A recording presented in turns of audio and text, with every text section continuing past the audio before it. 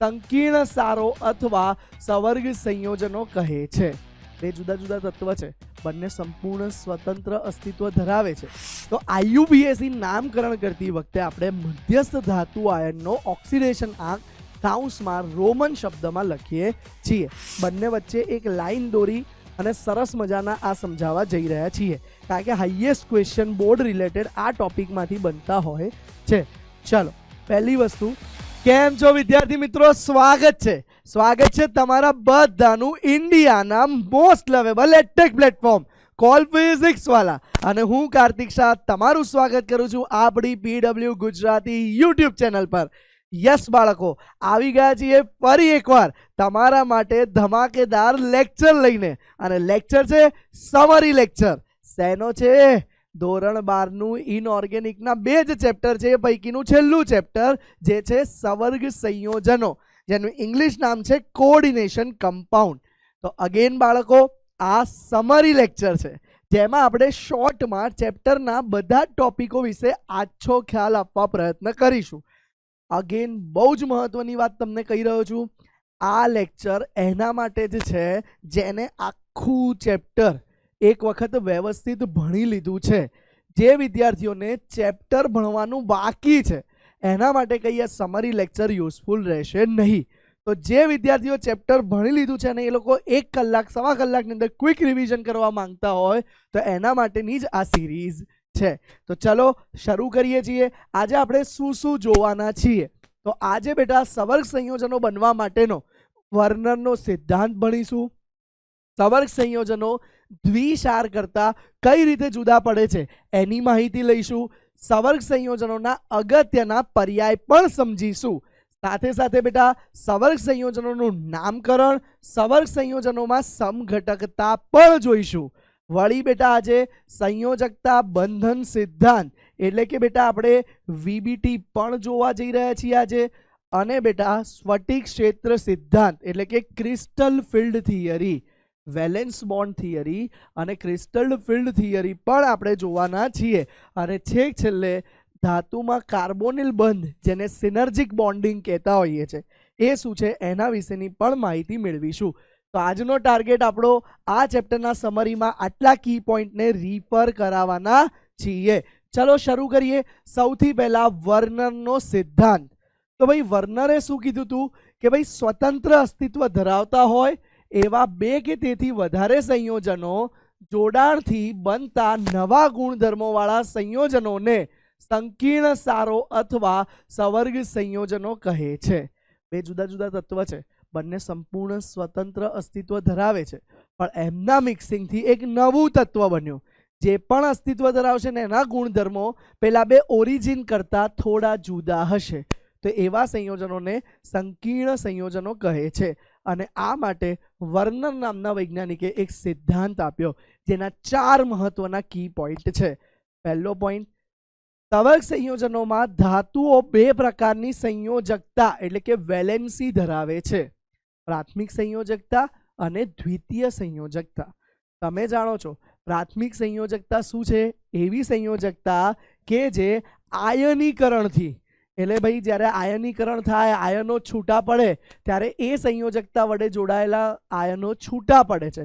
તો પ્રાથમિક સંયોજકતા આયનીકરણથી સંતોષાય છે અને સામાન્ય રીતે તે ઋણ આયનો વડે સંતોષાય છે. દ્વિતીય સંયોજકતા બિન આયનીકરણ હોય છે, એટલે કે જે આયનીકરણ થતું નથી. ધારો કે આપણે કોઈ એક સવર્ગ સંયોજન, તમે ભણી જ ગયા છો એટલે રિવિઝન માટે અહીંયા લખું છું, આવું એક સવર્ગ સંયોજન લીધો K4FeCN6, બરાબર છે. તો આનું આયનીકરણ થશે બેટા, તો આ આયન છૂટા પડે અને આખું એક બ્રેકેટ છૂટું પડશે, પણ અંદરના CN આયન છૂટા પડતા નથી. તો એ CN જે Fe સાથે જોડાયેલું છે એને દ્વિતીય સંયોજકતા કહેવાય છે. તો દ્વિતીય સંયોજકતા બિન આયનીકરણ હોય છે અને આ સંયોજકતા આઈધર તટસ્થ અણુ અથવા ઋણ આયન વડે સંતોષાય છે. વર્નરે આવું કીધું હતું, પણ તમને ખબર છે કે પાછળથી ધન લિગેન્ડની પણ શોધ થઈ. કેટલાક એવા ધન આયન અપવાદરૂપ છે જે પણ લિગેન્ડ તરીકે વર્તે છે, પોતાના ઇલેક્ટ્રોન યુગમાં આપે છે. તો લિગેન્ડ એ ધાતુ આયન સાથે જોડાય છે એને દ્વિતીય સંયોજકતા કહેવાય છે. દ્વિતીય સંયોજકતા સવર્ગ આંક જેટલી હોય છે.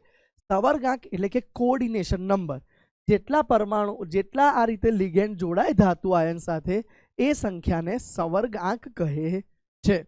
બરાબર છે. અને તે ધાતુઓ માટે મોટા ભાગે ફિક્સ હોય છે.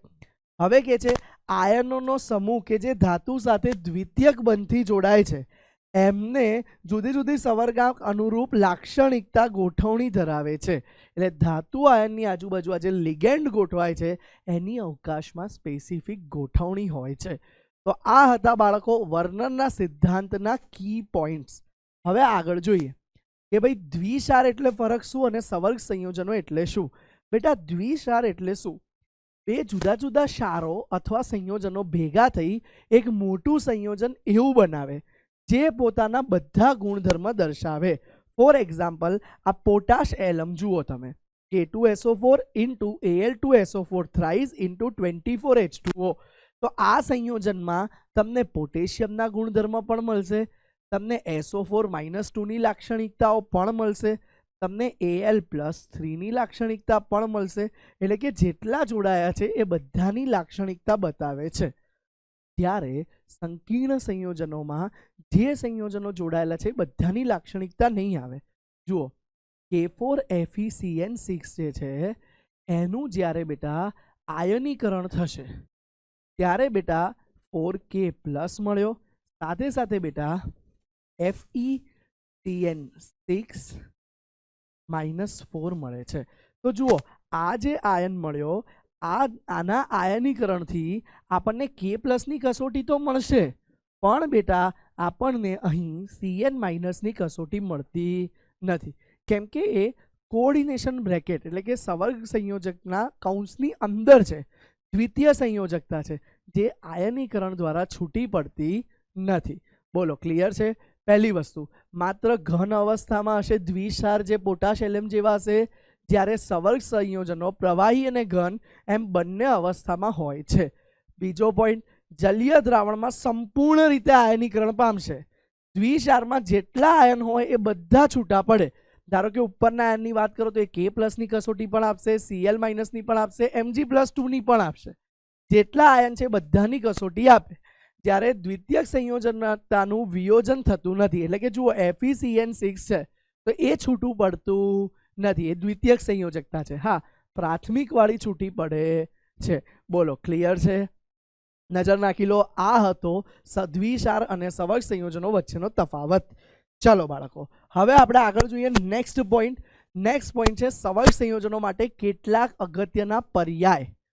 પર્યાય બહુ મહત્વના છે. આ ચેપ્ટર સમજવું હોય ને તો જુદી જુદી 7 વ્યાખ્યા ધ્યાનપૂર્વક સમજવી પડે. પહેલું કે છે સવર્ગ સ્પીસીસ. તો સવર્ગ સ્પીસીસ કોને કહેવાય? સવર્ગ સ્પીસીસ એટલે મધ્યસ્થ ધાતુ પરમાણુ. ફોર એક્ઝામ્પલ, આ ઉદાહરણમાં મધ્યસ્થ ધાતુ પરમાણુ છે અથવા આયન જે નિશ્ચિત સંખ્યામાં અણુઓ અથવા સંયોજનો સાથે જોડાયેલો હોય છે. તો આ જે રેક્ટેંગલ બ્રેકેટમાં લખીએ છીએ એને આપણે સવર્ગ સ્પીસીસ કહીએ છીએ. ફરીથી ધ્યાન આપજો, જે આ ચોરસ કૌંસની અંદર લખીએ છીએ બેટા એને આપણે સવર્ગ સ્પીસીસ કહીશું.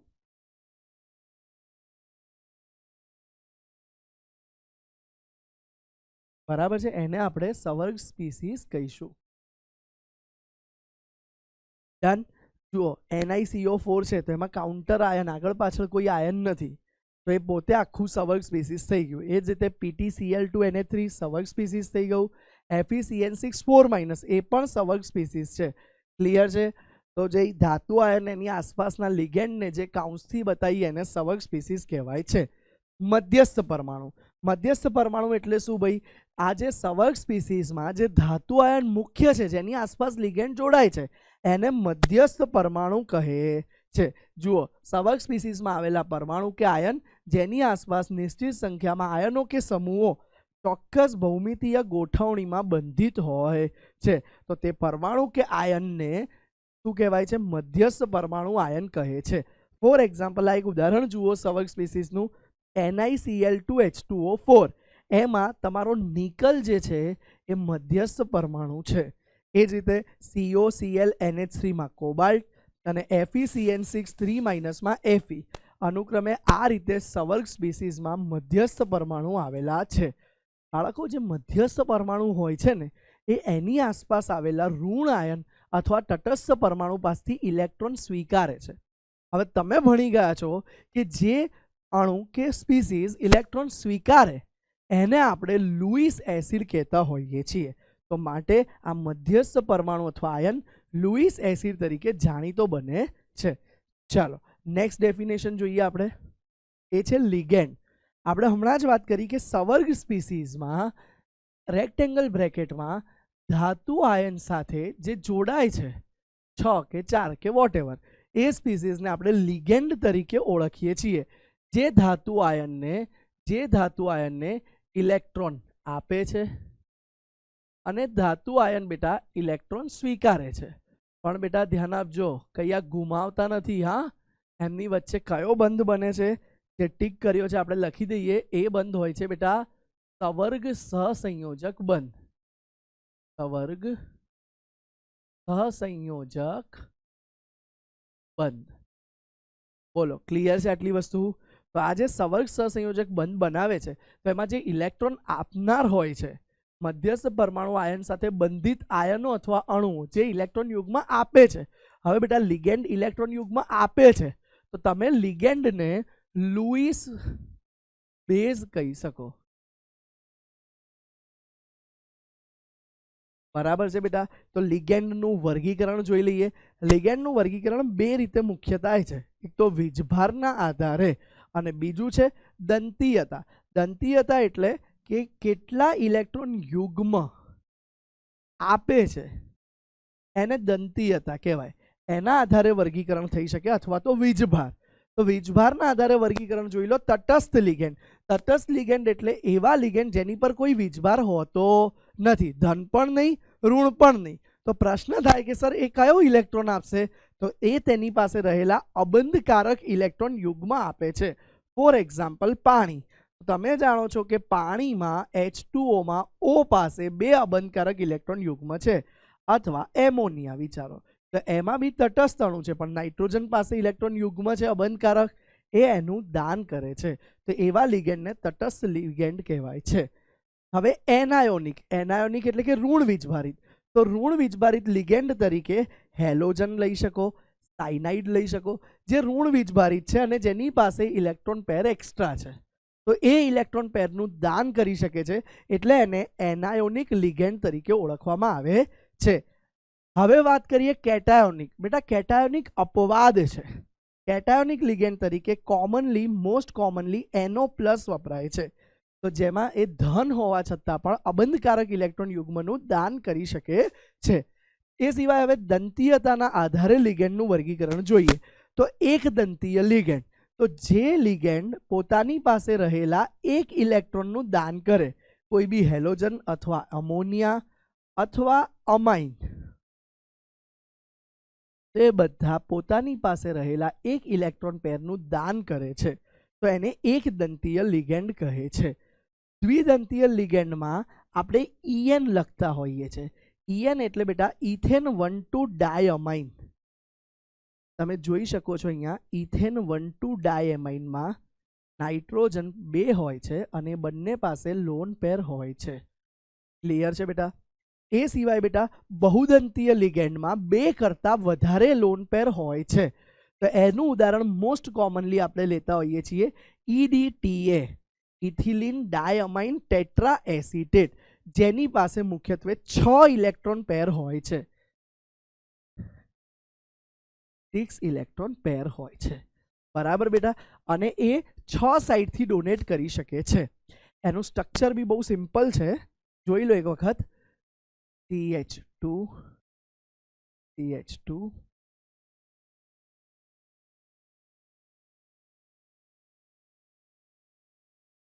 NH H2 double O minus double O, અહીંયા minus C double O minus.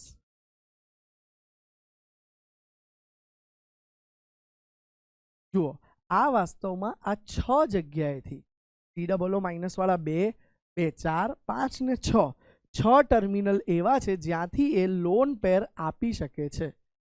જોઈ લો, એક મિનિટ કરેક્શન કરી લઈએ. સ્ટ્રક્ચર આવું આવશે, CH2 અને પછી COO માઇનસ, CH2 અને પછી COO માઇનસ. તો જુઓ બેટા, આના બી 6 જગ્યા થયા.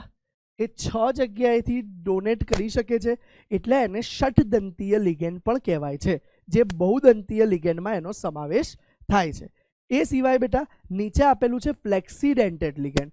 ફ્લેક્સીડેન્ટેડ લિગેન્ડમાં બી અગેન EDTA નું જ ઉદાહરણ લઈએ છીએ આપણે.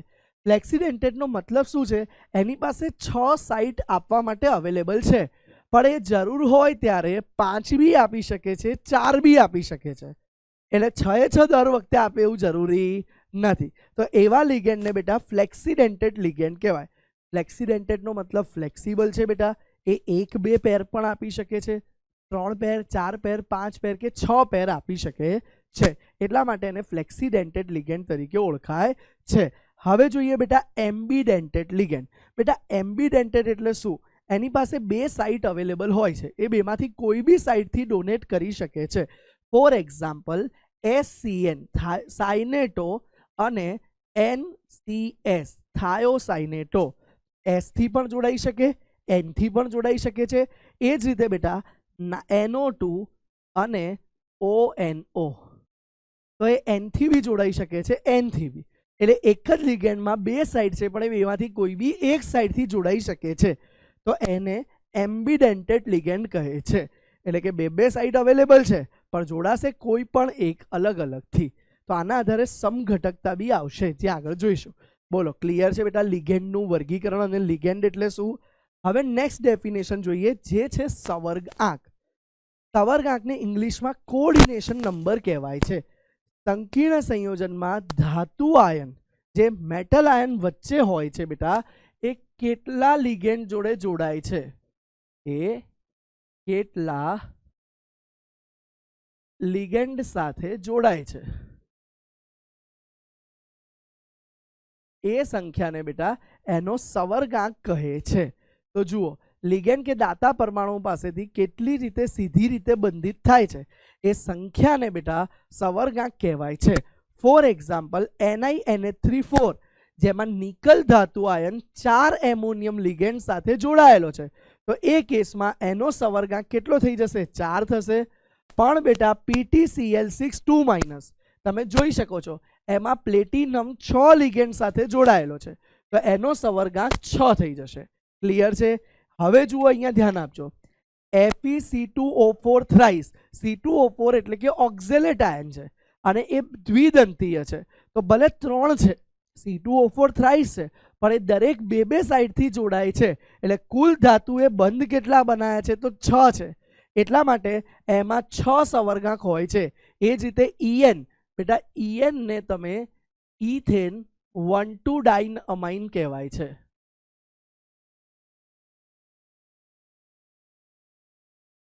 બરાબર છે બેટા? અને એની બી સંયોજકતા 0.2 હોય છે. એટલે જુઓ, કેમ કે જુઓ, ઇથેન 1,2 ડાયમાઇનનું સ્ટ્રક્ચર હમણાં જ આગળ દોર્યું આપણે. ઇથેન 1,2 ડાયઅમાઇન, તો જુઓ 2 નાઇટ્રોજન સાઇડ પર છે, એટલે એ બી દ્વિદંતીય છે. તો એટલા માટે 3 લિગેન્ડ ગુણ્યા 2 દંતીય હતા, એટલે એનો સવર્ગાંક 6 બને છે. ક્લિયર છે બેટા? તો આને સવર્ગાંક કહેવાય છે. હવે અહીં નોંધવું જરૂરી છે કે મધ્યસ્થ પરમાણુનો સવર્ગાંક મધ્યસ્થ પરમાણુ સાથે રચાતા સિગ્મા બોન્ડની ગણતરી કામ કરે છે. ખાલી ને ખાલી સિગ્મા બોન્ડ. કારણ કે જ્યારે આપણે મેટલ કાર્બોનિલ ભણીશું ત્યારે એમાં પાઈ બંધ પણ આવશે, પણ સવર્ગાંકની ગણતરીમાં ખાલી ને ખાલી સિગ્મા બોન્ડ ગણાય છે, પાઈ બોન્ડ ગણાતા નથી. ક્લિયર છે બાળકો આટલી વસ્તુ? ચલો નેક્સ્ટ એક ડેફિનેશન, સવર્ગ પ્રભાવ ક્ષેત્ર. તો મધ્યસ્થ પરમાણુ આયન અને તેની સાથે જોડાયેલા લિગેન્ડને જે ચોરસ કાઉન્સમાં દર્શાવાય છે, જેને કોઓર્ડિનેશન એન્ટિટી બી કીધું હતું, એને ગુજરાતીમાં એક નવું નામ પણ કહેવાય છે, સવર્ગ પ્રભાવ ક્ષેત્ર. ફોર એક્ઝામ્પલ બેટા આપણે અહીંયા ઉદાહરણ આપેલું છે, જુઓ K4FeCN6 છે, તો એમાં સવર્ગ પ્રભાવ ક્ષેત્ર આટલું છે.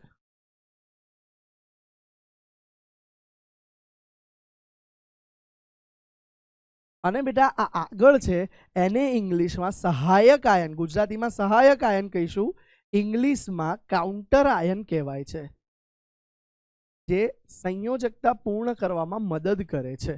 ક્લિયર છે બેટા? પ્રતિ આયન પણ કહી શકાય. ચાલો નેક્સ્ટ વસ્તુ જુઓ, મધ્યસ્થ પરમાણુનો ઓક્સિડેશન આંક. બેટા આ જાણવો બહુ જરૂરી બને છે કે મધ્યસ્થ ધાતુ પરમાણુ જે કોઓર્ડિનેશન એટલે કે પ્રભાવ ક્ષેત્રમાં છે એની સંયોજકતા ઓક્સિડેશન આંક શું છે? તો સંકીર્ણમાં મધ્યસ્થ પરમાણુનો ઓક્સિડેશન આંક, કેમ કે જ્યારે એનું નામકરણ કરવામાં આવશે IUPAC નામકરણ, ત્યારે રોમન અંકમાં કાઉન્સમાં આપણે એનો ઓક્સિડેશન આંક લખતા હોઈએ છીએ. તો જુઓ, સંકીર્ણમાં મધ્યસ્થ પરમાણુનો ઓક્સિડેશન આંક એ એવી રીતે વ્યાખ્યાયિત કરી શકાય છે કે જે મધ્યસ્થ પરમાણુ સાથે ભાગીદાર થયેલા ઇલેક્ટ્રોન યુગ્મને બાદ બધા જ લિગેન્ડ દૂર કર્યા પછી એનો વીજભાર શું હોય છે એને ગણવામાં આવે છે. ઓક્સિડેશન આંક કાઉન્સમાં રોમન શબ્દમાં લખાય છે. ફોર એક્ઝામ્પલ બેટા અહીંયા ધ્યાન આપો, આપણે આગળ નામોમાં તો જોઈશું જ, અત્યારે હું એક આ કોમન ઉદાહરણ લઉં છું, K4FeCN6 છે. તો એમાં બેટા તમારો મધ્યસ્થ પરમાણુ Fe થયો. ચલો આપણે એનો ઓક્સિડેશન આંક ગણીએ. તો 4K છે તો K નો +1 લઈ લો બેટા, Fe નો x ધારો અને Cn નો તમને ખબર છે -1. તો આ રીતે તમે ગણી શકો છો. +4 + x -2 = 0, માટે x બરાબર -6 આવશે. અહીંયા ઓલ ઓવર -2 બચશે, તો x બરાબર 2. તો આ રીતે તમે એનો સવર્ગ આંક, ઓક્સિડેશન આંક ગણી શકો છો. ક્લિયર છે? એક બીજું ઉદાહરણ આપ્યું છે, જોઈ લો તમે. CN4 3-, એમાં કોપરનો ગણવો છે. તો હવે જુઓ, Cn નો -1 તો -4 થયા, સામે જાય તો +4 +4 -3, એટલે કોપરનો આ કેસમાં +1 આવી જશે. હવે એને દર્શાવવા માટે આ રીતે રોમનમાં Cu બ્રેકેટમાં +1 બતાવાય. તો આ Fe ને દર્શાવવા માટે આપણે Fe બ્રેકેટમાં +2 વડે બતાવી શકીએ છીએ. તો IUPAC નામકરણ કરતી વખતે આપણે મધ્યસ્થ ધાતુ આયનનો ઓક્સિડેશન આંક કાઉન્સમાં રોમન શબ્દમાં લખીએ છીએ. હવે લાસ્ટ પોઈન્ટ, વ્યાખ્યાઓમાં હોમોલેપ્ટિક અને હિટ્રોલેપ્ટિક સંકીર્ણ. હોમોલેપ્ટિકનો મતલબ શું છે? ધાતુ આયન જ્યારે એક જ પ્રકારના લિગેન્ડ સાથે જોડાયેલા હોય, બધા જ લિગેન્ડ એક જ પ્રકારના, જોઈ લો CO જોડે 6 એમોનિયમ લિગેન્ડ, NH3 લિગેન્ડ જોડાયેલા છે, તો એને હોમોલેપ્ટિક સંકીર્ણ કહેવાય છે. પણ બેટા ધાતુ આયન સાથે જ્યારે એક કરતાં વધારે પ્રકારના, પછી 2 હોય 3 હોય 4 હોય કે 5 હોય, એક કરતાં વધારે પ્રકારના લિગેન્ડો જોડાયેલા હોય તો એને હિટ્રોલેપ્ટિક સંકીર્ણ કહેવાય છે. બેટા બોર્ડ લેવલે આ વ્યાખ્યા બહુ મહત્વની છે, હોમોલેપ્ટિક સંકીર્ણ અને હિટ્રોલેપ્ટિક સંકીર્ણ. ક્લિયર? હવે બાળકો આપણે મેઇન ટોપિક પર આગળ વધી રહ્યા છીએ, જે છે સવર્ગ સંયોજનનું નામકરણ. બાળકો શરૂઆતમાં ઓછા સવર્ગ સંયોજન હતા, ત્યારબાદ એટલા વધારે સવર્ગ સંયોજનો શોધાવવામાં આવ્યા કે એનું પણ આપણે IUPAC નામકરણ કરવું પડ્યું. તો સવર્ગ સંયોજનોનું IUPAC નામકરણ કઈ રીતે થયું? તો એના માટે કેટલાક નિયમ પાળવા પડ્યા, અને એ નિયમોનું ફટાફટ ક્વિક ગોથ્રુ લઈ લઈએ આપણે. તો પહેલી વસ્તુ, ધન આયન ને ઋણ આયન ધરાવતા બંને સવર્ગ સ્પીસીસ આઈધર ધન આયન તરીકે બી વર્તે છે, ઋણ આયન તરીકે બી વર્તે છે. તો બંને સ્પીસીસમાં ધન આયન જો હોય તો એને પ્રથમ નામ આપવામાં આવે છે. જો સવર્ગ સ્પીસીસ પોતે કેટાયન હોય, એટલે કે સવર્ગ સ્પીસીસની ઉપર પ્લસ ચાર્જ હોય, તો એના નામથી શરૂઆત કરવામાં આવે છે. લિગેન્ડને મધ્યસ્થ પરમાણુ આયનના નામ પહેલા મૂળાક્ષરના ક્રમ પ્રમાણે લખવામાં આવે છે. એટલે કે 2 લિગેન્ડ હોય, એક અમાઇન છે ને એક ક્લોરાઇડો છે, તો પહેલા અમાઇન લખવામાં આવે છે અને પછી ક્લોરાઇડો લખવામાં આવે છે, કારણ કે અમાઇનનો A આવે, ક્લોરાઇડોનો C આવે, એમ આલ્ફાબેટિકલ નામ પ્રમાણે લખવામાં આવે છે. બરાબર છે બેટા? બીજી વસ્તુ, ઋણ આયન લિગેન્ડના નામને અંતે પાછળ O લગાડવામાં આવે છે. મોટા ભાગે જે ઋણ આયન છે, સપોઝ Cl, તો Cl હોય તો એને ક્લોરાઇડ કહીએ છીએ, પણ જ્યારે એ લિગેન્ડ તરીકે હોય ત્યારે એને ક્લોરાઇડો કહેવામાં આવે છે. ક્લિયર છે? પાછળ ડો લગાવવામાં, O લગાવવામાં આવે છે, પણ એ બી બધામાં નથી, એમાં બી અપવાદ છે. દાખલા તરીકે H2O હોય તો એના માટે એક્વા વર્ડ વપરાય છે, NH2 માટે એમાઇન વપરાય છે. અને CO માટે કાર્બોનિલ વપરાય છે અને NO ધારો કે NO છે તો એના માટે નાઇટ્રોસિલ વપરાય છે. તો આ રીતે લખી અને તેમને કૌંસમાં સમાવવામાં આવે છે. વળી બેટા જો એક જ લિગેન્ડ હોય તો મોનો, 2 લિગેન્ડ હોય તો ડાય, 3 લિગેન્ડ હોય તો ટ્રાય વગેરે લિગેન્ડની સંખ્યા દર્શાવવા માટે વપરાય છે. પણ બેટા જો કૌંસમાં મોટો લિગેન્ડ હોય જેમાં સબ બ્રાન્ચ આવતી હોય, આપણે એના નામકરણમાં બી બ્રાન્ચ યુઝ કરતા હોઈએ. સપોઝ ઇથેન છે, EN છે, તો એનું નામકરણ શું થાય છે? ઇથેન 1,2 ડાયમાઇન. તો આવા સંયોજન માટે આગળ 20, 2 વખત હોય તો 20, 3 વખત હોય તો 30, 4 વખત હોય તો ટેટ્રાકીસ જેવા પર્યાયો વાપરવામાં આવે છે. ક્લિયર છે બેટા? ફોર એક્ઝામ્પલ, ધારો કે આપણે આનું નામ જોઈએ તો જુઓ, ડાયક્લોરાઇડો, 2 Cl છે તો ડાયક્લોરાઇડો તો આવી ગયું. હવે ટ્રાયફિનાઇલ ફોસ્ફિન લિગેન્ડ 2 વખત છે, પણ ટ્રાયફિનાઇલ ફોસ્ફિનને પેટા સમૂહ છે, કાઉન્સમાં લખીએ છીએ આપણે, તો એ 2 વખત હોય તો ડાય નહીં પણ શું લખાય છે બેટા? એની જગ્યાએ 20 લખાય છે. જોઈ લો, ડાયક્લોરાઇડો પછી 20, ટ્રાયફિનાઇલ ફોસ્ફિન. ક્લિયર?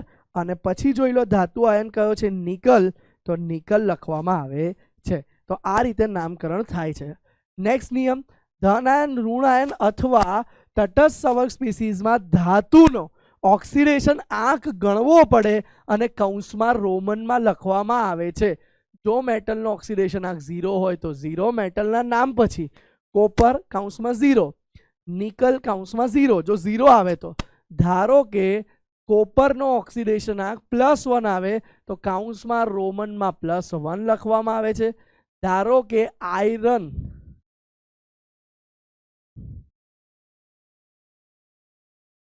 અથવા તો આપણે લઈ લઈએ, હા, આયનની જગ્યાએ ફેરેટ લઈએ. હા, Fe માટે યાદ રાખજો, પાછળ ઋણ આયન હોય તો પાછળ 8 લગાવવામાં આવે છે એટલે ફેરેટ, અને એનો ઓક્સિડેશન આંક +3 હોય તો રોમનમાં આ રીતે +3 લખવામાં આવે છે.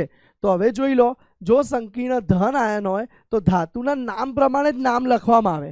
કોબાલ્ટ છે CO તો કોબાલ્ટ, P હોય, PT હોય, અહીંયા P નહીં PT આવશે. જો PT હોય તો એને પ્લેટિનમ તરીકે દર્શાવવામાં આવે. પણ જો સંકીર્ણ ઋણ હોય તો પાછળ 8 લાગે છે. જો સંકીર્ણ ઋણ હોય તો ધાતુ નામને અંતે 8 લાગે છે. દાખલા તરીકે આ ઋણ સંકીર્ણ છે તો આ કોબાલ્ટ છે તો એને કોબાલ્ટેટ કહેવાશે. એ જ રીતે જો Fe હોય તો ઋણ આયન માટે મેં તમને કીધું એ પ્રમાણે આયરન નહીં પણ એનું ફેરેટ વપરાય છે. ક્લિયર છે? અપવાદ છે ફેરેટ. ક્લિયર આટલી વસ્તુ? ચાલો કેટલાક નામ સોલ્વ કરીએ તો તમને વધારે ડીપ આઈડિયા આવશે. પહેલું નામ જુઓ, સંકીર્ણ પોતે ઋણ છે અને આગળ કાઉન્ટર આયન ધન છે, બરાબર? તો એનું નામ હંમેશા ધન આયનથી ચાલુ થાય છે. તો આનું નામ થઈ જશે બેટા પોટેશિયમ, બરાબર? હવે કેટલા OH છે? 4, તો ટેટ્રા. OH નું નામ આવે છે હાઇડ્રોક્સાઇડ.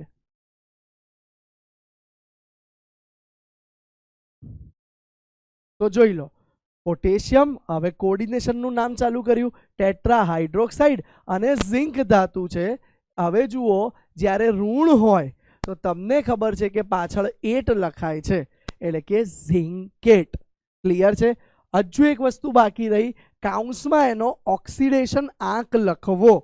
હવે જુઓ બેટા, ઓક્સિડેશન આંક ગણી લઈએ. અહીંયા પોટેશિયમનો +1 હોય તો 2 × +1, ઝિંકનો શોધવો છે.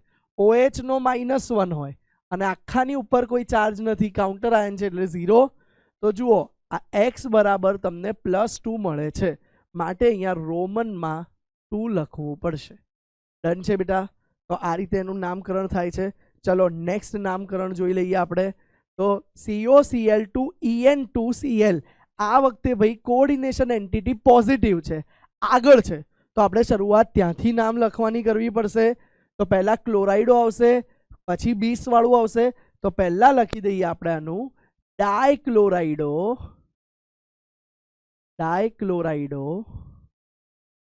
પછી આવશે બેટા 20, કેમ કે ઇથેન 1,2 ડાયમાઇન 2 વખત છે અને એ કાઉન્સમાં લખવું પડે છે. તો 20 ઇથેન 1,2 ડાય એમાઇન થઈ ગયું બેટા. કોઓર્ડિનેશનમાં જે લિગેન્ડ હતા એનું થઈ ગયું. હવે બાકી શું રહ્યું? કોબાલ્ટ. અને એનો ઓક્સિડેશન આંક હજુ શોધવો પડશે. તો કોબાલ્ટની પાછળ જગ્યા રાખીએ અને પાછળ કાઉન્ટર આયન Cl હોવાથી ક્લોરાઇડ. બોલો ક્લિયર છે બેટા? ફરી એકવાર જોઈ લો નામ. ડાયક્લોરાઇડ, બેઝ, ઇથેન 1,2 ડાયમાઇન, કોબાલ્ટ, ક્લોરાઇડ. હવે કોબાલ્ટનો ઓક્સિડેશન આંક ગણીએ તો X ક્લોરીનનો -1, ઇથેન 1,2 ડાયમાઇનનો કોઈ ચાર્જ હોતો નથી અને બહાર ક્લોરીન છે એનો પણ -1. તો ઓલ ઓવર -3 ચાર્જ સામે જાય તો +3. આમ અહીંયા કોબાલ્ટનો +3 ઓક્સિડેશન આંક આવ્યો. એને રોમનમાં આ રીતે લખવો પડે. બોલો ક્લિયર છે? હવે બેટા આમાં ઊંધું પણ પૂછાય છે. શું પૂછાય? નામ પરથી સંકીર્ણ. તો એના નિયમો બી સેમ આવા છે, કોઈ ચિંતા ના કરવા.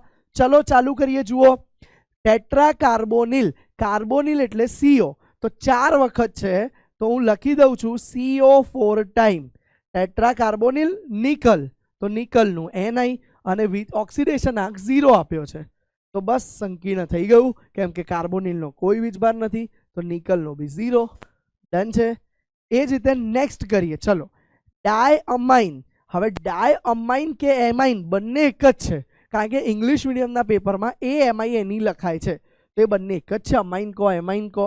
તો ડાયઅમાઇન એટલે NH2 2 વખત લખી કાઢ્યા બેટા. પછી કે છે ક્લોરાઇડો એટલે એક Cl લિગેન્ડ હશે. પછી કે છે નાઇટ્રાઇટો N એટલે બેટા NO2. નાઇટ્રાઇટોમાં N થી કનેક્ટ છે. જો O થી કનેક્ટ હોત તો નાઇટ્રાઇટો O લખત, તો આપણે ONO લખવું પડત. ડન બેટા આટલું. અને હવે પ્લેટિનમ. પ્લેટિનમ એટલે PT. આ તમારું સંકીર્ણ છે, કોઈ કાઉન્ટર આયન નહીં. તો આવા તટસ્થ સંકીર્ણ પણ હોય છે. થઈ ગયું બેટા? નેક્સ્ટ જુઓ, તમને આવું આપેલું છે. હવે આ વખતે બે કોઓર્ડિનેશન એન્ટિટી આપેલી છે. તો પહેલા વાળું જે છે એ ધન છે બેટા, અને બીજા વાળું ઋણ થયું. તો હવે આનું નામકરણ પણ બહુ સહેલું છે. ડાયઅમાઇન. જુઓ, ધનથી ચાલુ કરીએ છીએ. ડાયઅમાઇન. ચાલો, ડાયઅમાઇન થઈ ગયું. એજી. એજી જો આગળ હોય તો કેટાયન તરીકે તો એને સિલ્વર કહીએ છીએ. તો ડાયઅમાઇન સિલ્વર. અને બ્રેકેટમાં એના ઓક્સિડેશન આંક માટેની જગ્યા રાખી. હવે જુઓ બેટા, ડાય CN હતું તો આપણે એને સાયનાઇડો કીધું હતું. તો ડાય સાયનાઇડો, ડાયસાયનિડો. અને એજી, તો એજી ને કહેવાય છે બેટા આર્જેન્ટેનેટ. અને રોમનમાં એનો ઓક્સિડેશન આંક બાકી. હવે જુઓ બેટા, અહીંયા બે એજી છે, ઓક્સિડેશન આંક ગણવો પડશે. ધારો કે એનો X છે, એમોનિયાનો 0 હોય છે, આ એજીનો બી X ધારી દો. બે એજી છે, CN નો -1 તો -2 થઈ ગયો. એટલે આમ જુઓ તો ઓલ ઓવર -2 2x નો મળ્યો, તો દરેકનો +1 હશે. હવે એ મૂકીને બી ચેક કરવું પડે. +1 મૂકીએ તો પહેલો કાઉન્સ પ્લસ થઈ ગયો, બીજામાં +1 મૂકો તો બીજો કાઉન્સ -1. એ બી સુસંગતતા દર્શાવે છે. બાકી ઘણીવાર જ્યારે બે ઓક્સિડેશન નંબર મળતા હોય તો ટ્રાયલ ને એરર પણ કરવું પડે છે. તો આમાં તો બંનેનો +1 જ હશે. ડન છે, સીધું મળી જાય છે. તો આ રીતે બેટા તમે આ ચેપ્ટરનું નામકરણ બહુ મહત્વનું છે, અને એમાંથી ઊંધું પણ કોમ્પિટિટિવ એક્ઝામમાં પૂછાય છે. તો આની ખાસ પ્રેક્ટિસ કરજો. આ ટોપિકથી જ ખરું ચેપ્ટર સ્ટાર્ટ થાય છે. હવે બેટા આગળ વધીએ. નેક્સ્ટ છે સવર્ગ સંયોજનોમાં સમઘટકતા. સમઘટકતા એટલે તમે ઇંગ્લિશમાં એને કીધું છે આઇસોમરિઝમ. જ્યારે સંયોજનમાં અણુસૂત્ર સરખું હોય પણ ગુણધર્મો જુદા જુદા મળે તો એને સમઘટકો કહેવાય. સમઘટકો બે પ્રકારની હોય છે, બંધારણીય સમઘટકતા અને અવકાશીય સમઘટકતા. પહેલા વાત કરવા જઈ રહ્યા છે આ ચેપ્ટરની ખાસિયત અવકાશીય સમઘટકતા. તો અવકાશીય સમઘટકતાના બે પ્રકાર મળે છે. એક તો ભૌમિતિક સમઘટકતા અને બીજું આવશે એમાં અવકાશીય સમઘટકતામાં બીજું આવશે પ્રકાશીય સમઘટકતા. એ બંને સમઘટકતા અહીંયા જોવાની છે. ભૌમિતિક સમઘટકતા તમે આલ્કીનમાં ભણ્યા છો, બે પ્રકારની હોય છે, સીસ અને ટ્રાન્સ. અહીંયા પણ કંઈક એવી જોવા મળશે. તો જુઓ, સમચતુષ્ફલકીય સંકીર્ણ દર્શાવતા જ નથી. કેમ બેટા? કારણ કે સમચતુષ્ફલકીયમાં બધાના બંધ એંગલ સેમ છે. કોઈ બી બે વચ્ચેનો ખૂણો 109.5 ડિગ્રી થશે. એટલા માટે સમચતુષ્ફલકીયમાં કોઈ લિગેન્ડના સ્થાન ફેરવવામાં આવે તો સમઘટકતા જોવા મળતી નથી. સમતલીય સમચોરસમાં MA4, MA3B અને MA3B એ પણ દર્શાવતા નથી. જેમાં 3 લિગેન્ડ સરખા હોય, 4 સરખા હોય એવા સંકીર્ણ આ બતાવશે નહીં.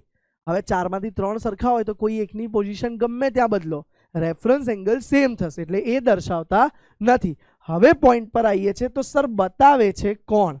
તો ધ્યાન આપજો બાળકો, આ પ્રકારના સમતલીય સમચોરસ સંકીર્ણોમાં MA2B2, MA2BC અને 4 જુદા હોય તો આ પ્રકારની સમઘટકતા જોવા મળશે. ધ્યાનથી જુઓ, આ બે A છે, આ બે B છે. તો બે B વચ્ચેનો ખૂણો 90 હતો, જ્યારે અહીંયા સામે બે B વચ્ચેનો ખૂણો અને બે A વચ્ચેનો ખૂણો 180 થઈ ગયો. તો એ આ પ્રકારની સીસ અને ટ્રાન્સ એ પ્રકારની સમઘટકતા બતાવે છે. જો બે સાથે સાથે સરખા લિગેન્ડ આવતા હોય, AB અને BB, જ્યારે આમાં ઊંધું થઈ ગયું, AB થઈ ગયું અને AB થઈ ગયું. જ્યારે આમાં AABB હતું તો એને સીસ કહેવાય છે અને આને ટ્રાન્સ કહેવાય છે. લાસ્ટ લાઈન બહુ મહત્વની છે, જે MCQ માટે ઘણી બધી વખત કોમ્પિટિટિવમાં પૂછાય છે.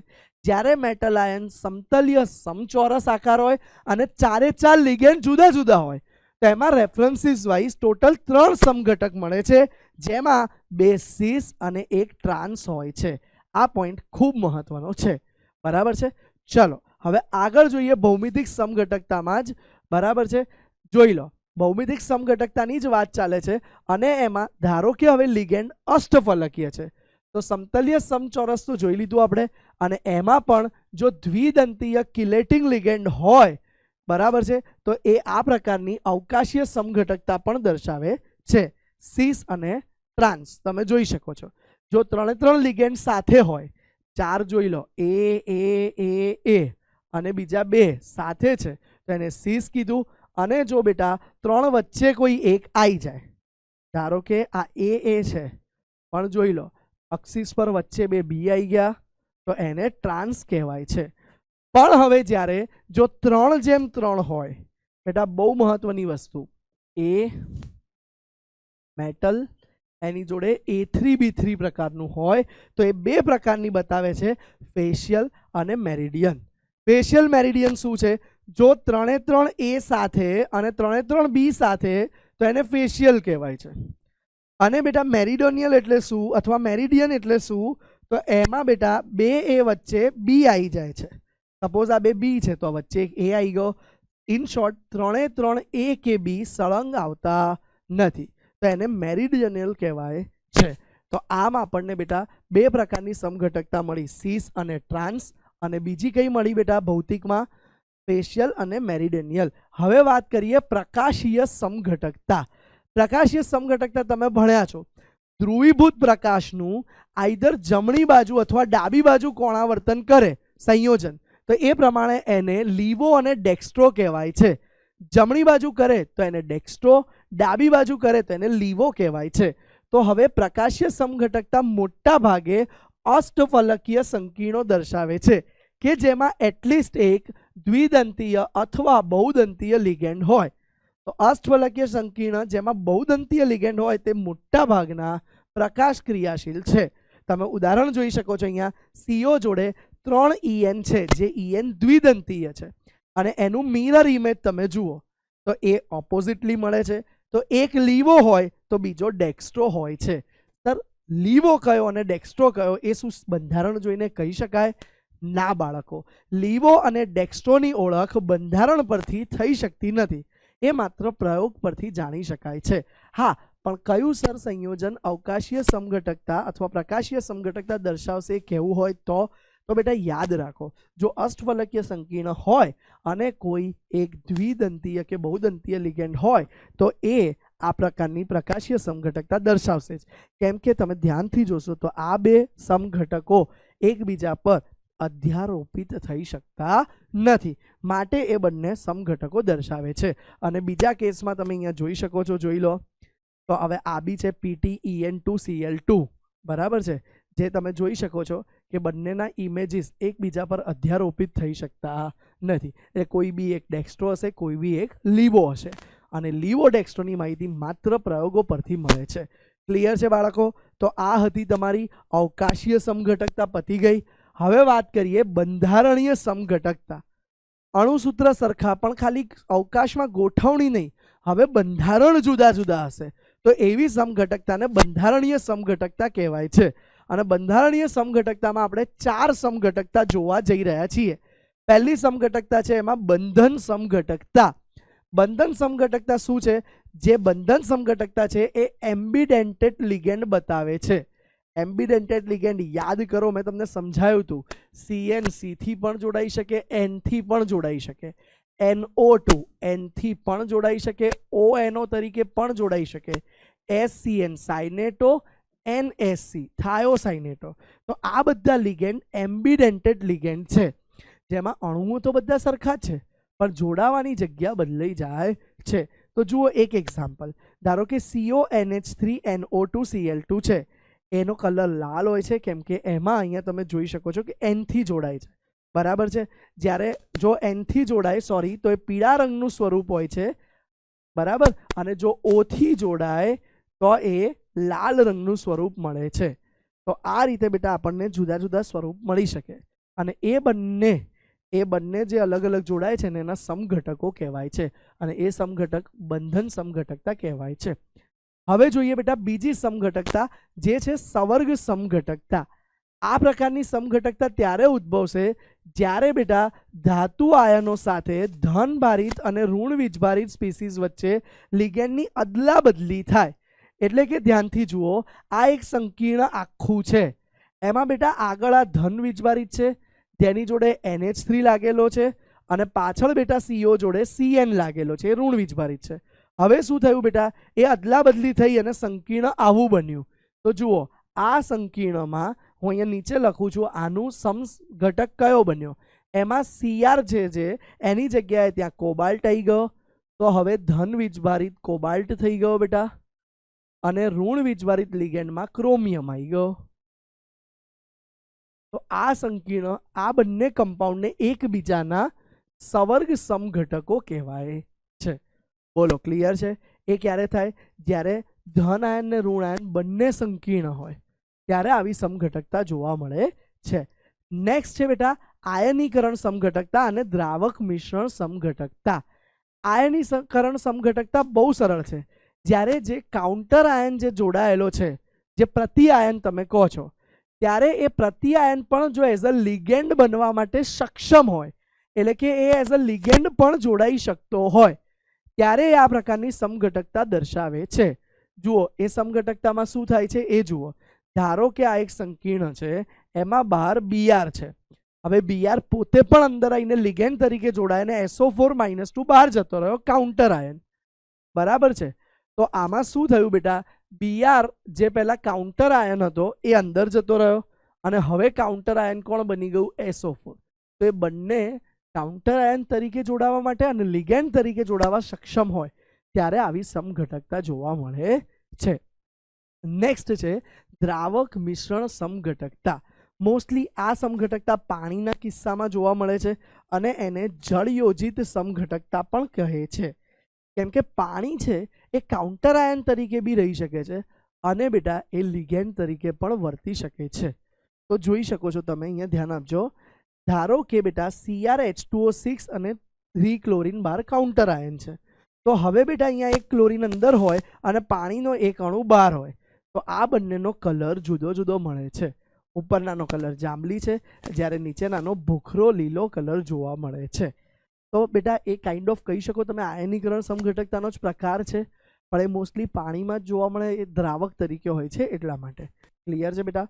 અંદર બાર એમાં બી એ જ થયું. તો આ હતી 4 પ્રકારની બંધારણીય સમઘટકતા. અહીંયા તમારા સમઘટકતા પૂર્ણ થઈ. હવે વાત કરવા જઈ રહ્યા છીએ VBT વિશે, એટલે કે વેલેન્સ બોન્ડ થિયરી, જેને ગુજરાતીમાં સંયોજકતા બંધન સિદ્ધાંત કહેવાય છે.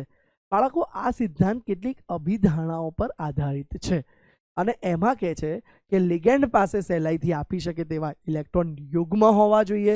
બીજું, ધાતુ આયનમાં લિગેન્ડના ઇલેક્ટ્રોન યુગ્મને સ્વીકારવા માટે ખાલી કક્ષકો, જે સામાન્ય રીતે તમે જાણો છો કે ડી કક્ષકો હોય છે, એ ડી કક્ષકો ખાલી હોવી જોઈએ. વળી બેટા, ઇલેક્ટ્રોન યુગ્મ ધરાવતા લિગેન્ડની કક્ષકોની જે સમમિતિ હોય તે જ સમમિતિ ખાલી કક્ષકો ધરાવતા ધાતુ આયન પાસે પણ હોવી જોઈએ. એટલે કે બંને સમમિતિ પ્રોપર જોઈએ તો જ લિગેન્ડના ઇલેક્ટ્રોન ધાતુ આયન સ્વીકારી શકે અને તો જ તેના મિશ્રણથી સવર્ગ સહસંયોજક બંધ બની શકે. બેટા, હાઈએસ્ટ આ ચેપ્ટરના ક્વેશ્ચન, બોર્ડ લેવલના ક્વેશ્ચન આ ટોપિકમાંથી આવતા હોય છે. બરાબર. અને ધાતુમાં રહેલા ઇલેક્ટ્રોન યુગ્મમાંથી પસાર થઈ શકે, એટલે કે બેટા ઇલેક્ટ્રોન પહેલા શક્ય હોય ત્યાં સુધી અયુગ્મિત રહે પછી યુગ્મિત થાય એવો હુન્ડનો નિયમ હતો. પણ આમાં આપણે જોઈશું કે સંકરણ થતી વખતે ઘણી બધી વખત અયુગ્મિત ઇલેક્ટ્રોન પેરિંગ કરી અને યુગ્મિત થઈ જાય છે. બરાબર છે. તો એ આપણે આમાં જોઈશું. ઘણા બધા સવાલ બેટા આ ટોપિકમાંથી આવે છે, જે પૈકીનો એક સવાલ અહીંયા હું કરાવવા જઈશ હવે આના પછી. બરાબર છે. જોઈ લો. પહેલા સવર્ગાંક 4 હોય તો બે પ્રકારના સંકરણ થઈ શકે છે, આઈધર sp3 અથવા dsp2. બેટા, જો યુગ્મીકરણ ના થાય અને પાછળની કક્ષકો વપરાય તો એ sp3 કહેવાય છે. મોટા ભાગે sp3 હોય છે એ ઊંચી સ્પિનવાળા સંકીર્ણ કહેવાય છે. જ્યારે બેટા, કેમ કે એમાં ઇલેક્ટ્રોન યુગ્મિત નથી થતા માટે સ્પિન વધારે મળે છે. જ્યારે બેટા dsp2 કોઈ પ્રબળ લિગેન્ડ આવે તો અંદરની ડી કક્ષકના ઇલેક્ટ્રોન યુગ્મિત થાય છે અને ત્યારે dsp2 મળે, એટલે એને બેટા નીચી સ્પિનવાળા, ઓછી સ્પિન કો, નીચી સ્પિન કો, એક જ વાત છે, સંકીર્ણ કહેવાય છે. બરાબર બેટા. એ જ રીતે અગર 5 હોય તો sp3d મળે છે, જેને આકાર આપણે કહી શકો ત્રિકોણીય પિરામિડલ. ફરી એકવાર, sp3 હોય તો સમચતુષ્ફલકીય, dsp2 હોય તો સમતલીય ચોરસ, sp3d હોય 5 હોય ત્યારે, સવર્ગાંક 5 હોય ત્યારે sp3d હોય તો એ ત્રિકોણીય દ્વિપિરામિડ, અને 6 હોય ત્યારે બંને કેસમાં અષ્ટફલકીય મળે છે. જો અંદરની s વપરાય તો એને આંતરિક સંકીર્ણ સંયોજન કહેવાય અને પાછળની s વપરાય તો એને બાહ્ય સંકીર્ણ સંયોજનો કહેવાય છે. તો sp3d2 અને d2sp3 પ્રકારના સંકીર્ણ મળે. અગેન, આ લો સ્પિન એટલે નીચી સ્પિન વાળું હોય છે sp3d2 અને ઊંચી સ્પિન વાળું હોય છે sp3d2, પણ dsp2 જે છે એ નીચી સ્પિન વાળું હોય છે, કેમ કે પેરિંગ થવાથી જ મળે છે. ચલો એકવાર ચેક કરીએ આપણે બેટા આગળ. સંયોજકતા બંધનવાદ સિદ્ધાંત એટલે કે બેટા VBT સિદ્ધાંત. તો જોઈ લો, NiCN4 અને NiCl4 માં બંધારણ VBT દ્વારા સમજાવો. જુઓ બેટા, અહીંયા આપણે બંને વચ્ચે એક લાઈન દોરી અને સરસ મજાના આ સમજાવવા જઈ રહ્યા છીએ, કારણ કે હાઈએસ્ટ ક્વેશ્ચન બોર્ડ રિલેટેડ આ ટોપિકમાંથી બનતા હોય છે. ચલો, પહેલી વસ્તુ NiCN4 2-. તો એમાં બેટા NiCN4 2- માં મધ્યસ્થ આયન આપણો નિકલ છે. તો નિકલનો પરમાણવીય ક્રમાંક 28 મળે છે બેટા આપણને. અને ઇલેક્ટ્રોન રચના શું થશે બેટા? આર્ગોન કમ્પ્લીટ 4s2 3d8 મળે છે બેટા. આ રીતની ઇલેક્ટ્રોન રચના આપણને. હવે બેટા જ્યારે NiCN4 માં તમે નિકલની ઓક્સિડેશન અવસ્થા ગણો, -4 સામે ગયા +4 -2, તો Ni એ Ni+2 સ્વરૂપે હોય છે. એટલે એ ત્યારે કઈ સ્થિતિમાં હશે બેટા? આર્ગન કમ્પ્લીટ ઇલેક્ટ્રોન 4s માંથી નીકળશે તો 3d8 4s 0 થઈ જશે. હવે ધ્યાનથી જુઓ, આની ડી કક્ષકમાં કંઈક 8 ઇલેક્ટ્રોન આ રીતે આવેલા હશે અને પાછળ આ 4s છે. બરાબર. હવે જુઓ, 8 ઇલેક્ટ્રોન કંઈક આ રીતે આવેલા હોય છે, 5 6 7 ને 8. આ બંનેમાં કોમન હશે આટલે સુધીનું. બરાબર છે. હવે બેટા અહીંયા Cn આવે છે.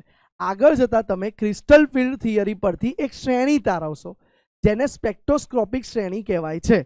એ શ્રેણીથી નક્કી થાય છે કે કયો લિગેન્ડ પ્રબળ છે અને કયો લિગેન્ડ નિર્બળ છે. Cn જે છે એ તમારો પ્રબળ લિગેન્ડ છે. એટલે પ્રબળ લિગેન્ડ શું કરશે? એ સ્પ્લિટિંગ વધારે કરશે તો અને એ યુગ્મીકરણ કરશે. તો હું લખું છું CN એ પ્રબળ લિગેન્ડ હોવાથી, કાર્બનવાળા બધા જ લિગેન્ડ પ્રબળ છે, એ સિવાય કેટલાક કિસ્સામાં પાણી પ્રબળ છે અને હેલોજન બધા નિર્બળ છે. બરાબર. CN એ પ્રબળ લિગેન્ડ હોવાથી યુગ્મીકરણ થશે. યુગ્મીકરણ થશે.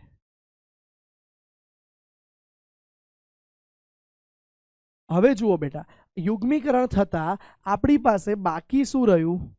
જુઓ, Ni+2 માં શું થશે? આર્ગોન કમ્પ્લીટ, જે આ 3D ની 5 હતી. બરાબર. આ પાછળ 4s અને પાછળ હજુ હશે 4p. બરાબર. 3D 4s ને 4p. આ 3D હતી ને આ 4s છે. બરાબર. હવે જુઓ, યુગ્મીકરણના અંતે આ જે ઓલરેડી 3 તો પેર હતા પણ બીજા 2 એક એક હતા, એ પેરિંગ થઈ જશે. અને બાકી શું રહ્યું આપણી પાસે? ધ્યાનથી જુઓ, એક 3D, એક S અને 3 4p. એટલે બેટા કયું સંકરણ થશે અહીંયા? બેટા D2sp3 પ્રકારનું સંકરણ થશે. ક્લિયર છે બેટા? 4 જોડાય છે, સોરી 4 જોડાય છે બેટા, એટલે DsP2 પ્રકારનું સંકરણ થશે. બરાબર બેટા. DsP2 પ્રકારનું સંકરણ થઈ જશે. અહીંયા દેખાય જ છે આપણને. હવે બેટા આ સંકરણના આધારે તમે કહી શકો કે એનો આકાર કયો આવશે? સમતલીય ચોરસ આકાર આવશે બેટા. ક્લિયર છે? કારણ કે DsP2 સંકરણ થાય તો એ સમતલીય ચોરસ આકાર મળે છે. અને પછી ત્યારબાદ બેટા આગળ જતા લિગેન્ડ કયા છે ભાઈ? સ્ટ્રોંગ લિગેન્ડ CN, એ 3 4 4 CN એક ઇલેક્ટ્રોન પેર લઈને આવી અને અહીંયા જોઈન થઈ જશે. જુઓ, આ CN પોતાના અલગ ઇલેક્ટ્રોન પેર લઈને આવે છે અને જે અહીંયા ભરાતા જોઈન થઈ જશે.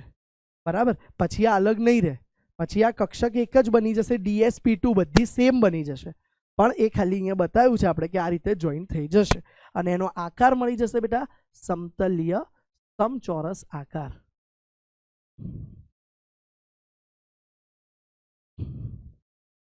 તો તમે આ રીતે એને બતાવી શકો છો. સંકરણ થયું DsP2, સમતલીય સમચોરસ આકાર મળી ગયો. હવે બેટા બાજુમાં આપણે જોઈએ કે NiCl4 માટે ધ્યાન આપજો.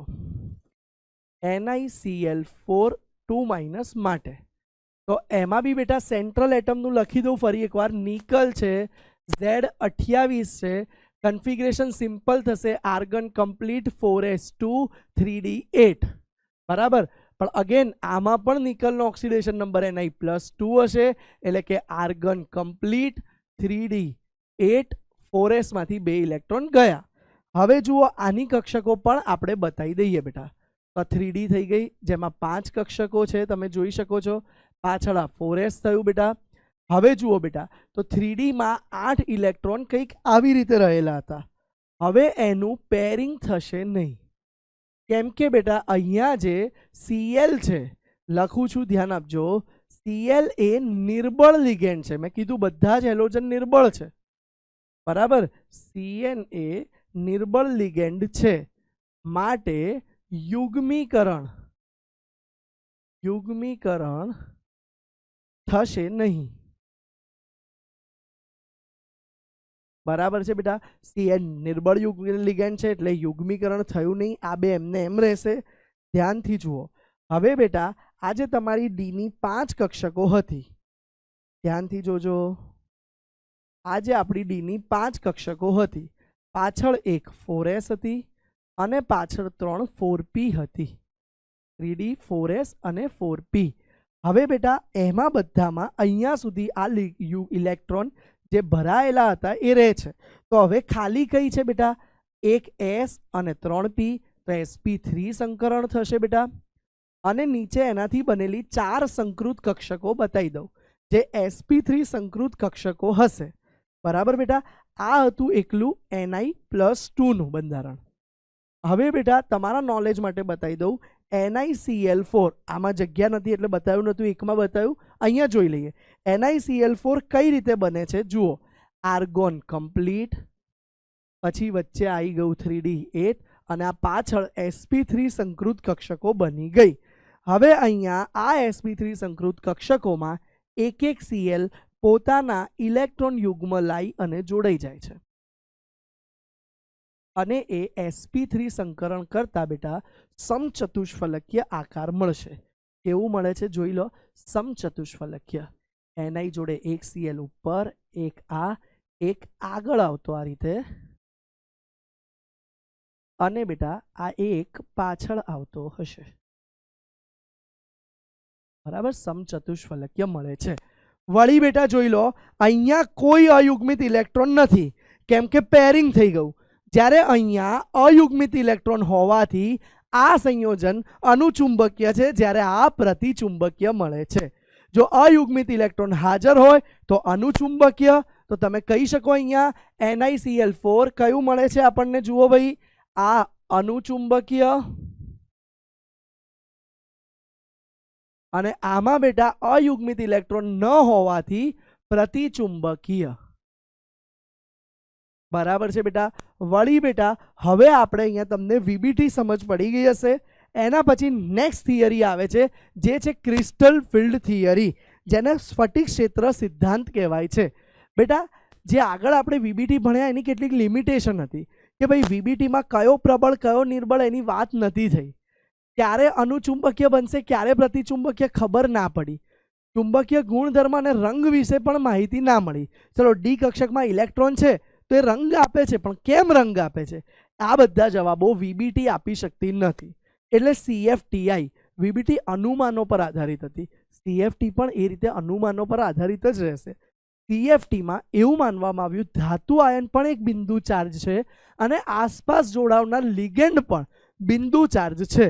જ્યારે એકબીજાની નજીક આવે ત્યારે ધાતુ આયનની શક્તિ વધી જાય છે. તેમાં રહેલી 5 ડી કક્ષકોની શક્તિ વધી જાય છે. પણ હવે જે પ્રમાણે લિગેન્ડ આવે, અષ્ટફલકીયમાં લિગેન્ડ અક્ષિસ ઉપરથી આવે છે, અક્ષો ઉપરથી આવે છે.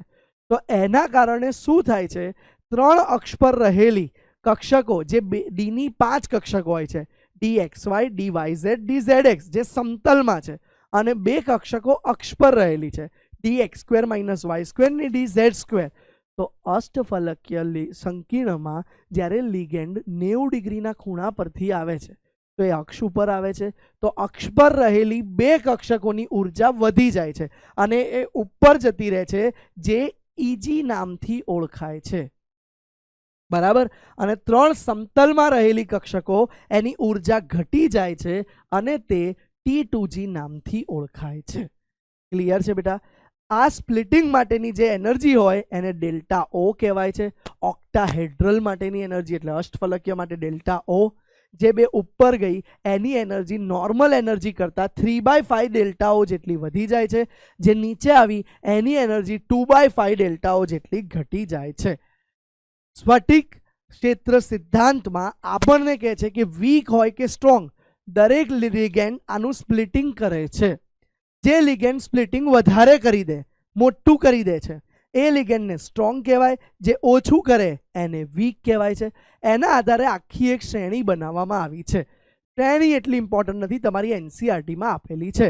સમરી લેક્ચરમાં બધું કવર કરવું શક્ય ના બને, પણ અહીંયા તમને આ ખ્યાલ આવી ગયું. આ હતું અષ્ટફલકીયમાં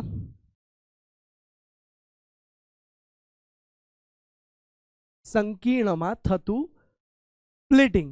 હવે જોઈએ બેટા કે સમચતુષ્ફલકીય એટલે કે ટેટ્રાહેડ્રલ.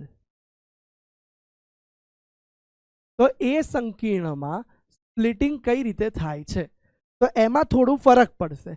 સમચતુષ્ફલકીયમાં કોઈ કક્ષક 90 ડિગ્રી પર હોતી નથી, તો માટે આવનારો લિગેન્ડ સમતલમાંથી આવે છે. સમતલ પર ડીની 3 કક્ષા હોય છે, XY, YZ, ZX. આથી સમતલ પર લિગેન્ડ આવતા એ 3ની શક્તિ વધી જાય છે. એને અહીંયા આપણે T2 કહીએ છીએ. જ્યારે જે 2 કક્ષકની શક્તિ ઘટી ગઈ એને E કહીએ છીએ, DX² - Y² DZ². તો એ નીચે આવી ગઈ. આમાં સ્પ્લિટિંગ એનર્જીને ટેટ્રાહેડ્રલ નામ પરથી ડેલ્ટા T કહેવાય છે. અને ઉપર 3 ગઈ એ 2/5 ડેલ્ટા T જેટલી ઉર્જા લઈને જાય છે. નીચે જે 2 આવી એ 3/5 ડેલ્ટા T લઈને આવે છે. અગેન સમચતુષ્ફલકીય હોય કે અષ્ટફલકીય, સ્ટ્રોંગ લિગેન્ડ બંનેમાં જે પ્રબળ લિગેન્ડ હોય છે એ સ્પ્લિટિંગ વધારે કરે છે, જે નિર્બળ લિગેન્ડ હોય છે એ સ્પ્લિટિંગ ઓછું કરે છે. પ્રબળમાં બહુ વધારે દૂર જતી રહે છે, નિર્બળમાં ઓછી દૂર જાય છે બંને કેસમાં. ક્લિયર છે બેટા? સપોઝ હવે આના પરથી તમે કહી શકો ક્યારે યુગ્મીકરણ થશે કે નહીં થાય. પ્રબળ લિગેન્ડ હતો તો એ કેમ યુગ્મીકરણ કરે છે? કારણ કે એની ઉર્જા પેરિંગની ઉર્જા કરતાં વધી જાય છે. તો હવે બહુ મોટી દૂર થઈ ગયું તો નવો ઇલેક્ટ્રોન ઉપરની ડીમાં જવા કરતાં નીચે જાય છે એટલે યુગ્મીકરણ થયું. જ્યારે નિર્બળમાં આ ગેપ બહુ ઓછો હોય છે તો નવો ઇલેક્ટ્રોન ઉપર જવાનું વધારે પસંદ કરે એટલે નિર્બળ લિગેન્ડ વખતે યુગ્મીકરણ થતું નથી. આવી સામાન્ય માહિતી આના પરથી જાણી શકાય છે. વળી સંકીર્ણ સંયોજનોનો રંગ પણ સ્ફટિક ક્ષેત્ર સિદ્ધાંતથી સમજાઈ શકાય.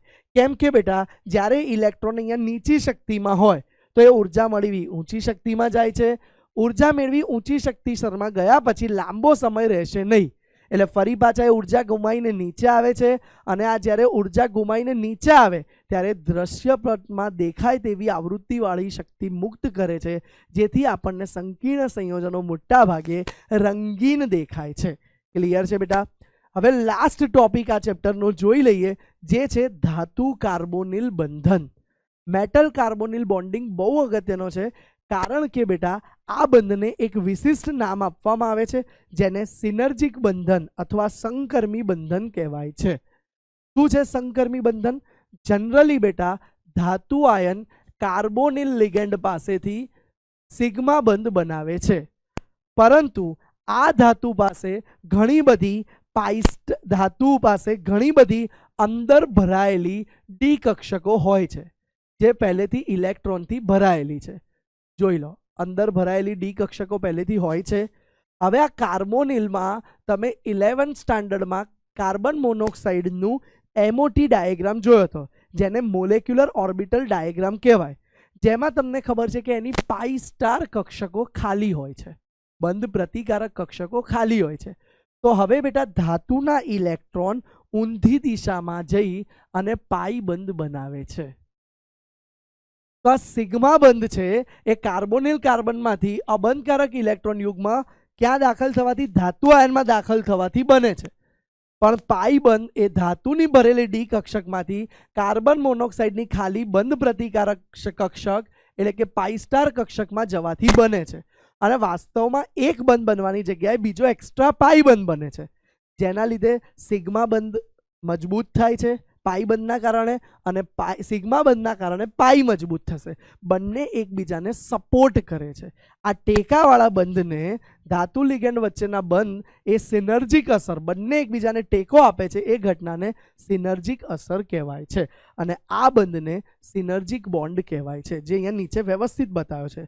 જુઓ, કાર્બોનિલનું ઇલેક્ટ્રોન યુગમાં આ તરફ ગયું તો સિગ્મા બન્યું, પણ ભરાયેલા ઇલેક્ટ્રોન યુગમાં ઊંધું જાય ખાલી પાઈ સ્ટારમાં તો એ પાઈ બંધ બનાવે છે. આ કોમ્બિનેશન સિગ્મા અને પાઈનું છે જે સિનર્જિક બંધ તરીકે દેખાય છે. ક્લિયર છે બેટા? તો આ ચેપ્ટરની સમરીમાં આજે શું લીધું આપણે? વર્નરનો સિદ્ધાંત લઈ લીધો, નામકરણ કરતા પહેલા પર્યાયો સમજાયા, ત્યારબાદ નામકરણને સમઘટકતા પણ જોઈ, સંયોજકતા બંધનવાદ VBT જોયો, સ્ફટિક ક્ષેત્રવાદ CFT જોયું, અને છેલ્લે ધાતુ કાર્બોનિલ બંધ પણ જોયો. ક્લિયર છે? તો જોડાતા રહેજો PW ગુજરાતી પર આવા અમેઝિંગ શાનદાર વિડીયોઝ માટે. Stay tune with PW Gujarati. મળીએ ફરી, આવજો.